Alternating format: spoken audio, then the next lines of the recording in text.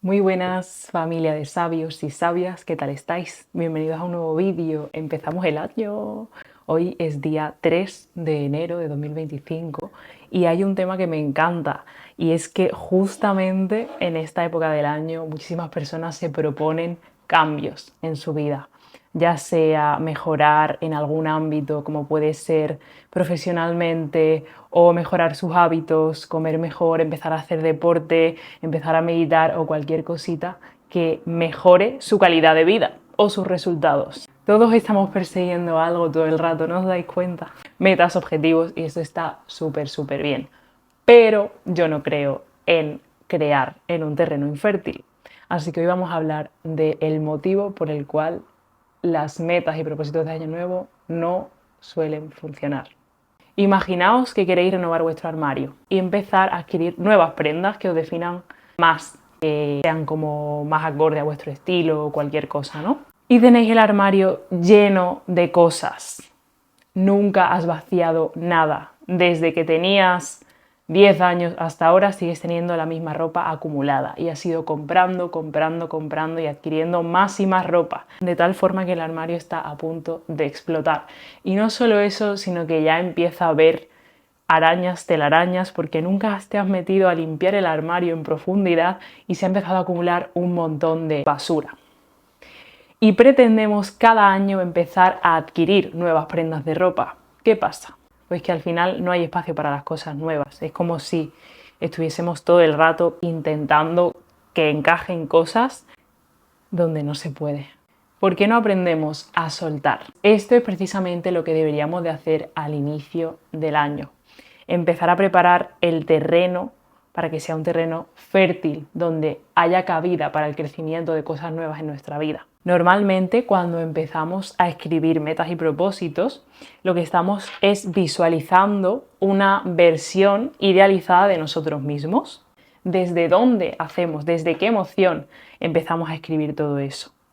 Lo que solemos hacer es tener nuestra identidad o las creencias que tenemos sobre nosotros mismos en un plano. Hay cosas de mí que no termino de aceptar. Pues por ejemplo, imagínate, este año he estado alimentándome súper mal, he sido súper vago y no he hecho ejercicio, no me he enfocado en estudiar cosas nuevas ni aprender cosas nuevas, he tenido muy mala relación con mi pareja y he discutido muchísimo, por ejemplo, ¿no? Y ahí hay un montón de creencias que yo tengo sobre mí que han generado una identidad en mí. Es decir, para mí es real esa identidad antigua que yo quiero dejar. Pero en vez de hacer un trabajo de soltar esa antigua identidad, lo que quiero es poner otra encima. Es como si yo tuviese una pegatina de quién yo creo que soy y encima pegase otra pegatina de ese yo ideal que quiero que emerja. Sin embargo, las creencias y la programación mental que yo tengo sobre mí, que está detrás en la pegatina antigua, siguen teniendo su efecto. Es por ese el motivo por el cual todas las personas que se proponen hacer cosas, pues a lo mejor solo un 2-3% realmente luego las acaba cumpliendo. Porque si yo tengo la creencia de que yo no soy capaz de ser consistente con un hábito, como por ejemplo el de la meditación, y yo esa creencia la tengo súper arraigada en mí, lo que va a pasar es que si yo intento meditar bajo la premisa de que yo no soy capaz de hacerlo, por mucho que yo lo intente, lo voy a acabar dejando. Entonces, para generar una nueva identidad hay que hacer una limpieza y empezar a cambiar nuestras creencias. ¿Cómo? A través de los mismos hábitos. Si yo cada día me demuestro que soy capaz de ponerme a meditar 5 minutos, la creencia de que soy capaz empezará a coger más poder que la otra. Y por otro lado, lo que debo hacer es cambiar el autodiálogo interno que tengo conmigo mismo. Es decir, si yo suelo autofustigarme o juzgarme cuando no cumplo las cosas, otra vez ha fallado, lo he vuelto a hacer mal, etcétera, etcétera, y tengo un autodiálogo sobre mí misma destructivo y de juicio, lo que voy a estar es alimentando esas creencias que me acaban anclando y me impiden avanzar en la vida. Entonces, por un lado, cambiamos a través de la acción y por otro lado, a través del pensamiento y la emoción que ponemos en las cosas. ¿Qué es esto de la emoción? ¿Desde dónde hago lo que hago? Si yo tengo una versión antigua de mí misma, que sería pues esas creencias que yo tengo de que soy vago, soy indisciplinado, no soy capaz de hacer deporte, no tengo compromiso conmigo misma, etcétera, etcétera, etcétera. Y yo tengo odio a esa versión de mí que ya he sido, lo que voy a estar haciendo es intentar transformar desde la no aceptación. Si yo tengo un objeto, imaginaos los metales, cuando se empiezan a fundir y se empieza a trabajar con el metal y pasas de tener pues yo qué sé, un diamante en bruto de una mina a una escultura preciosa. Si yo no acepto que originalmente lo que tengo es un diamante en bruto y no lo reconozco como algo que forma parte de mí, lo que estoy haciendo es intentar cambiarlo sin utilizar esa parte de mí. Es decir, aquí hablaríamos de la sombra, ¿no? Nuestra parte luminosa, aquellas cosas que aceptamos de nosotros, que nos gustan, y nuestra parte de sombra.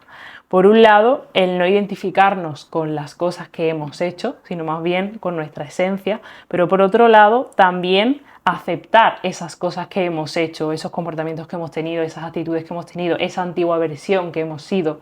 Cuando yo empiezo a aceptar eso y dejo de intentar taparla con otra cosa por encima, lo que puedo hacer es transformarla.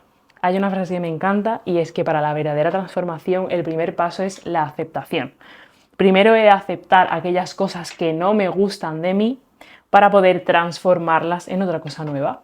Por eso, el hecho de soltar, para poder soltar, lo que necesito es aceptar. Primero acepto, luego suelto y luego transformo. Entonces, si lo que queremos hacer es no aceptarnos a nosotros mismos, tapar esa antigua identidad que yo tenía con otra encima, lo que va a pasar es que la antigua identidad va a seguir estando presente y va a seguir actuando y dirigiendo nuestra vida. Por eso los propósitos de Año Nuevo no funcionan, a menos que nos aceptemos a nosotros y nos amemos plenamente desde nuestra luz hasta nuestra sombra y que esa parte de sombra la podamos llevar a la luz. ¿Cómo podemos llevar esa parte de sombra a la luz? A través de la aceptación, el amor y luego la transformación natural de las cosas. Bueno, Leila, ¿y cómo empiezo a soltar? El proceso de soltar se puede abordar de muchas formas. Desde el punto de vista psicológico, el primer paso es empezar a tener una autoobservación de nosotros mismos en nuestro día a día, pues darnos cuenta de cómo actuamos, desde qué emoción hacemos las cosas, cuál es nuestro autodiálogo, cuáles son aquellos problemas que más solemos repetir en nuestra vida, cuáles son aquellos tropiezos con los que siempre estamos ahí lidiando, ¿no? Y poder hacer una observación y una definición de aquellas cosas de mí que quiero soltar. ¿Qué tipo de cosas?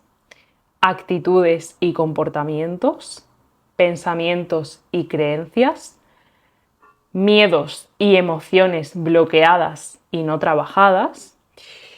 Y por otra parte, aquella identidad de forma como simbólica que va ligada a mi yo del pasado. Y aquí podríamos simbolizar y hablar del niño, la niña interior o la adolescente que va a estar como actuando, ¿no? Muchas veces cuando reaccionamos emocionalmente, y de esto nos vamos a dar cuenta con el ejercicio de autoobservación, quien está reaccionando haciendo esa pataleta suele ser nuestro niño o niña interior herido. ¿Qué quiere decir esto?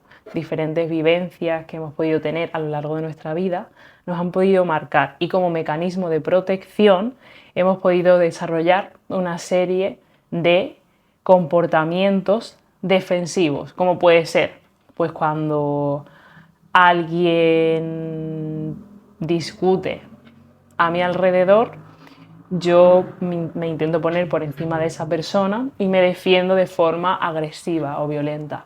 O justamente lo contrario, cuando hay un conflicto a mi alrededor, de pequeña aprendí a que la forma mía más adecuada para poder sobrevivir a eso es encerrarme y bloquearme, por ejemplo. Esos son dos ejemplos de mecanismos de defensa totalmente diferentes ante una misma situación. Cuando yo empiezo a identificar cuáles son esas reacciones emocionales que yo he ido teniendo, voy a poder observar e imaginarme a mí misma, no como mi adulto o adulta, sino como mi niño o niña interior herido. Y mediante un trabajo, en este caso, invito a que lo podáis hacer desde un abordaje también terapéutico, podamos ir sanando y acompañando con amor y compasión a ese niño o niña herido. Entonces, todas estas cositas son muy importantes de empezar a trabajar desde el inicio de año y desde cualquier momento para poder empezar a transformar nuestra vida, nuestras emociones, el cómo nos sentimos, lo que hacemos e incluso los resultados que vamos teniendo en los ámbitos de nuestra vida a nivel profesional, laboral, familiar, social. Si te está gustando este tipo de contenido, házmelo saber por aquí, déjale un like al vídeo y suscríbete para ver más cositas. Te invito a hacer un ejercicio muy potente que te voy a dejar en la descripción para empezar a soltar esas viejas creencias. Y también hace unos días subí un vídeo en el que hablaba sobre cerrar ciclos. Y es un taller que está grabado, que se hizo en directo y que podéis también ver en mi canal de YouTube. Espero que te haya servido todo esto. Te mando un besito enorme y en este año 2025 suelta todo aquello que te lastra y empieza a vivir desde ti. Un besito enorme.